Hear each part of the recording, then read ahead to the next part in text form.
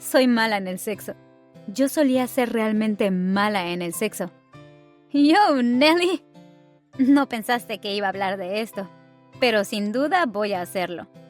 Voy a hablar de sexo como una mujer casada y cristiana, y espero que no te incomode. Mi esposo seguramente está escondido ahora mismo debajo de una piedra porque el que yo esté escribiendo esto es, sin duda, su peor pesadilla. Mi peor pesadilla es que Bigfoot me persiga, así que supongo que todos tenemos que cargar nuestras cruces, Dave. Pero Dave no debería preocuparse. No estoy escribiendo sobre él, estoy escribiendo sobre mí y mi sexo malo. Decidí hablar sobre este tema enorme, temible y vergonzoso a riesgo de petrificar a mis suegros y darle un ataque a mi abuela, porque pienso que es importante. No creo que las mujeres hablamos lo suficiente sobre el tema. Por supuesto, el mundo habla de esto. Tanto como puede, tan alto como puede, y tan a menudo como puede, pero no de una manera realista. No en una forma que tenga sentido tangible para una clarinetista virgen cuya experiencia con los hombres, cuando conoció a su esposo, equivalía a su experiencia con la caza mayor en las regiones salvajes de África. ¿Qué quiere decir? Ninguna. Ninguna en absoluto. Mis primeras oportunidades de recibir educación sexual incluyeron a las damas de mi iglesia, que no hablaban del tema donde pudiera escucharlas, o los medios de comunicación en general, que me mostraban un ideal que era imposible de alcanzar. Así que cuando me casé, no tenía una idea realista de qué esperar. Algo supremamente ridículo.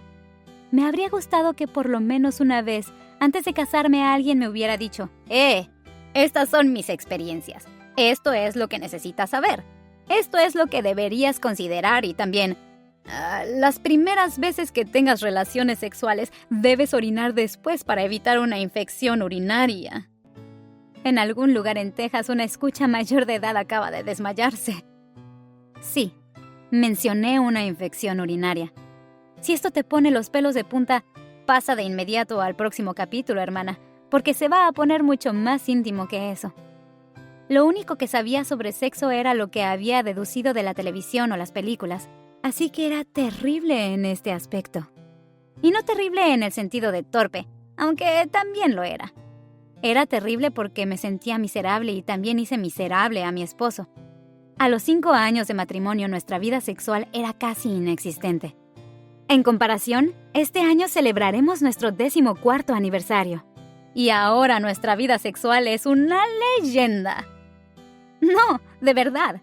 Lo hacemos más que cualquier pareja de casados que conozcas, o por lo menos con más frecuencia que la mayoría de los casados con 4 hijos y 2 trabajos a tiempo completo. Tenemos sexo no por obligación, sino porque es realmente bueno. Cuando algo es realmente bueno, ¿por qué no hacerlo como un par de monos aulladores siempre que puedas? Hoy día es increíble, pero fue un camino largo de allá hasta aquí. Y te lo voy a contar todo, en caso de que te encuentres en el mismo lugar. Y porque no quiero que tengas una infección urinaria. Aquí voy. Conocí a Dave cuando yo tenía 19 años y él tenía 27. Nunca había estado en una cita romántica, y él no sabía que la diferencia de edad entre nosotros era tan grande. Como ya te conté, cuando la verdad salió a relucir un par de meses después, cayó como un gato obeso por encima de la cerca. Fue una caída sin gracia y violenta, pero aún así quedamos sobre nuestros pies. Dave ha sido mi mejor amigo desde aquel primer año. Es mi ser humano favorito en el planeta y lo amo tanto que provoca que mi corazón quiera reventar. Cuando nos casamos, tuvimos la vida más feliz que hubiera podido soñar. Y sobre el sexo, lo hicimos como los conejos. Lo hicimos como los conejos porque así se supone que lo hagan los recién casados, ¿cierto? ¿Cuántas veces podíamos hacerlo en un día? ¿Cuántas veces en una hora? Lo hubiera hecho en la lluvia, en la oscuridad, en un tren, en un auto, en un árbol. ¿Entiendes lo que quiero decir? Estábamos teniendo muchísimo sexo y me encantaba. Me encantaba porque estar físicamente cerca de él me hacía sentir valorada y adorada. Me encantaba porque lo hacía sentir muy feliz. Nos hacía felices a ambos. Éramos recién casados, estábamos teniendo sexo y la vida era buena. Pero después del primer par de años, la novedad se disipó. Y también se disipó la alegría de la etapa de la luna de miel. Al principio fui audaz gracias a mi entusiasmo. Sin embargo, según fue pasando el tiempo, comencé a sentirme menos cómoda. Como si hubieran pulsado un interruptor. Me criaron para que fuera esta buena niña cristiana. Ahora se suponía que fuera una gatita sexual, pero no tenía idea de cómo hacerlo. Así que comencé a beber. Salíamos en una cita y me tomaba la cantidad de vino suficiente para sentirme sexy. Luego trataba de hacer cosas sexys o actuaba de una manera sexy, pero rara vez lo disfrutaba tanto como él. ¿Fingía que lo disfrutaba? Por supuesto. Tenía que hacerlo, ¿cierto? Pero entonces comencé a resentir el que no lo disfrutara. Resentía la idea de que debía hacer el amor aún cuando no me entusiasmara a hacerlo. Y entonces tuve un bebé y mi cuerpo se transformó y mi estómago se estiró y mis pechos goteaban y estaba extenuada. El sexo era básicamente lo menos placentero que podía imaginar. Pero seguí haciéndolo y continué fingiendo que disfrutaba cada segundo. Ni una sola vez le dije a Dave cómo me sentía. Me sentía demasiado avergonzada e insegura. También me preocupaba lastimar sus sentimientos. Así que me mantuve callada. Pasó más tiempo y nuestra vida sexual pendía de un hilo. Para cuando nuestro segundo hijo tenía unos 2 años, ya casi no teníamos sexo. Y cuando salí de la neblina de ser mamá de 2 hijos, y pensé lo suficiente para preguntarle a Dave sobre el asunto, la respuesta fue difícil de escuchar. ¿Por qué ya no hacemos el amor?, le pregunté una noche. Me miró como si la pregunta hubiera herido sus sentimientos. Me cansé de que me rechazaras. Me puse inmediatamente a la defensiva. Yo no te rechazo. Siempre te digo que sí. Tal vez estés de acuerdo, Rachel, pero en realidad no quieres hacerlo, y eso es peor que no hacerlo. Inicialmente me molestó bastante. Aquí estaba yo, sacrificándome por el equipo, y él estaba herido porque no era más entusiasta. Pero cuanto más pensé en ello, más entendí que tenía toda la razón. Tal vez estaba accediendo al acto sexual, pero estaba rígida e incómoda, cansada y poco entusiasmada. Estar de acuerdo no significaba que lo estuviera recibiendo con los brazos abiertos. Mi esposo se daba cuenta de que no lo estaba disfrutando. Así que en lugar de pedirme que participara sin ganas, simplemente había dejado de pedírmelo. ¡Qué mala onda! Dicen que el primer paso para arreglar algo es reconocer que tienes un problema. Ahora bien, sé que muchas de ustedes están súper sintonizadas con su mística femenina. Dominan al dedillo este asunto del sexo y alcanzan orgasmos 100 veces a la semana. Me alegro por ti, hermana. En serio, eres mi heroína.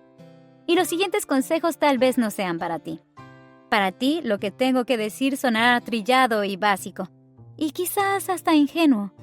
Y no hay problema, porque estas son las cosas que a mí me funcionaron. Y las comparto en caso de que sean útiles para alguien que se parezca a mí, o a quien yo solía ser. He aquí los pasos que di para pasar de ser mala en el sexo a ser excepcional en el sexo. Hay 7, uno para cada día de la semana. Las cosas que me ayudaron. 1. Redefiní el sexo en mi mente. Durante muchísimo tiempo el sexo había simbolizado muchas cosas, y no todas ellas eran positivas. Decidí cambiar lo que pensaba sobre el sexo. Tal vez esto no sea lo que es el sexo para ti, tus amigas, o para el Espíritu Santo y todos los santos. Pero a partir de aquel momento decidí que el sexo sería una experiencia divertida y que siempre sería más persuasivo que cualquier otra cosa que pudiera estar haciendo. Hasta aquel momento había estado contraponiendo el sexo a otras cosas, leer un libro, mirar la tele, etc. Y estaba jugando un papel secundario. Pero si me recordaba que el sexo era siempre una oportunidad fabulosa, entonces probablemente querría escogerla. 2. Descubrí cómo el sexo podía ser una experiencia trascendental. Cuando te estás incómoda o no te sientes sexy o estás nerviosa o tímida o lo que sea, no vas a disfrutar lo que estás haciendo. Si no estás disfrutando lo que estás haciendo, no estás teniendo un buen sexo. Así que me pregunté, ¿cómo puedo disfrutar esto más? ¿Qué me está deteniendo? La respuesta, yo. Después conversé con Dave sobre todo lo que estaba pensando y sintiendo. Me sorprendió que después de tantos años juntos, todavía pudiera sentirme avergonzada, pero seguí adelante. Teníamos que estar en la misma página y la única manera de hacerlo era abriendo el libro y hablándole sobre esto. 3. Leí Hebreos 13:4. Parte de mis complejos se relacionaban con mi incapacidad de reconciliar la idea de ser una buena niña cristiana y convertirme en un fenómeno entre las sábanas. Y entonces leí Hebreos 13:4. Tengan todos en alta estima el matrimonio y la fidelidad conyugal. Ahora, de verdad, estoy segura de que no estoy leyendo esto bien. Sin duda, a alguien que estudió teología me dirá que esto realmente significa algo distinto. Pero lo que leí, o lo que entiendo cuando leo ese versículo, es que lo que ocurre en mi cama con mi esposo no puede ser raro, ni malo o incorrecto. Permítame retroceder y decir que definitivamente hay cosas que una pareja monógama y comprometida puede hacer sexualmente que podrían ser extremadamente perjudiciales para ambos. La pornografía, por ejemplo, es muy dañina tanto para quien la consume como para las personas a las que usan para satisfacer tu lujuria. Pero todo lo demás, la ropa interior provocativa, el cuero, juguetes, juego de rol, probar cualquier posición posible, hacerlo en la mesa de la cocina, las palabras sexuales, lo que sea. Si te excita y no te lastima, entonces hazlo. 4. Acepté mi cuerpo. Tener una opinión pobre de tu cuerpo es muy perjudicial para poder disfrutar del sexo.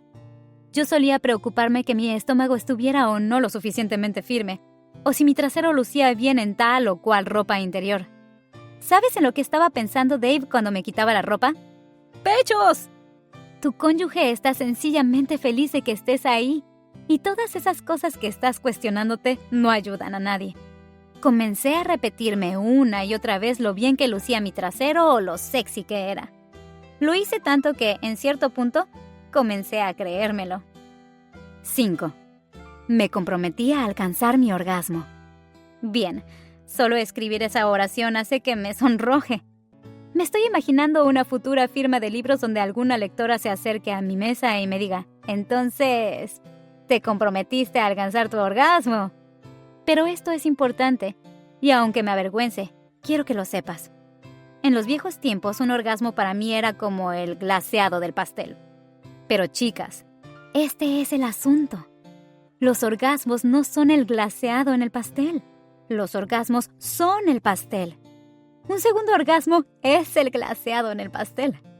¿Recuerdas que te dije que tenías que descubrir cómo hacer del sexo lo mejor del mundo? ¿Recuerdas que te dije que quería desearlo más que ninguna otra cosa en la vida? ¿Sabes cómo lo haces? Con orgasmos. Hace años decidí que nunca más, y quiero decir nunca, voy a tener sexo si no incluye un orgasmo para mí. Cuando le conté el plan a Dave, él convino que era la mejor idea que jamás se me hubiera ocurrido. Porque este es el asunto. Para la mayoría de nosotras, a nuestras parejas les encanta satisfacernos. Y si ambos tenemos el compromiso con mi orgasmo desde el principio, ocurrirá. 6. Tuve que descubrir que me excitaba. Seguro me han excitado muchas veces en mi vida, pero nunca había pensado verdaderamente la diferencia entre qué lo provocó o si había sido solo circunstancial. Descubrir qué me excita fue clave porque, recuerda, mis orgasmos ahora eran mi nuevo objetivo, y no sé cómo alcanzar uno sin sentirme excitada. Así que experimentamos hasta que llegué a conocer mi cuerpo mejor. Siéntete en la libertad de regresar al párrafo del versículo sobre la fidelidad conyugal para una lista de ideas. 7. Decidimos que haríamos el amor todos los días durante un mes. Hace años, al principio de los cambios en nuestra vida sexual, Dave y yo comenzamos algo que llamamos Sexy Septiembre. Prometimos que tendríamos relaciones sexuales todos los días durante el mes de septiembre. Sin excusas. Fue bastante intimidante al principio, especialmente con 2 trabajos a tiempo completo y 2 hijos pequeños. Pero el resultado fue fantástico. Me dio la oportunidad de experimentar y tratar cosas nuevas sin ninguna presión. Además, Sorprendentemente, tener más sexo me hizo desear tener más sexo. Te recomiendo muchísimo que escojas tu propio mes y empieces.